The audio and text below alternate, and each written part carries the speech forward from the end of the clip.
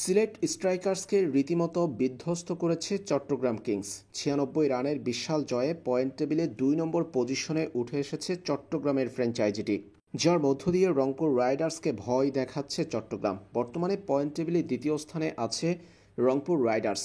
আজ তারা লিগ পর্বে নিজেদের শেষ ম্যাচটি খেলেছে।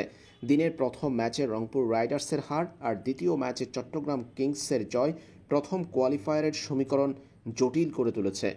রংপুর রাইডার্সের হাতে আর কোনো ম্যাচ অবশিষ্ট নেই, তাদের পয়েন্ট ১৬। অন্যদিকে চট্টগ্রাম কিংসের হাতে এখনও একটা ম্যাচ বাকি আছে।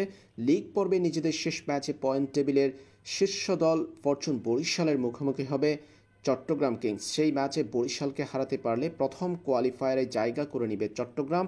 ২ নম্বর পজিশন থেকে রংপুর নেমে যাবে ৩ নম্বর পজিশনে। তাই রংপুর রাইডার্সের জন্য মোটেও স্বস্তির ছিল না আজ চট্টগ্রামের জয়টি।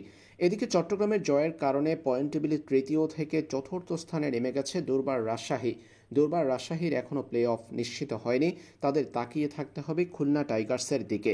খুলনা টাইগার্স যদি শেষ ম্যাচে ঢাকা ক্যাপিটালসকে হারাতে পারে তবে রাজশাহীকে টপকে শেষ ৪-এ জায়গা করে নিতে পারবে তারা। অন্যদিকে খুলনা টাইগার্স শেষ ম্যাচটিতে পরাজিত হলে রাজশাহী চলে যাবে বিপিএলের প্লে অফে। আর চট্টগ্রাম কিংস যদি বরিশালের কাছে শেষ ম্যাচে হারে তাহলে রংপুর রাইডার্স প্রথম কোয়ালিফায়ার খেলবে। তৃতীয় দল হিসেবে চট্টগ্রাম, চতুর্থ দল হিসেবে দুর্বার রাজশাহী যাবে এবারের বিপিএলের প্লে অফে।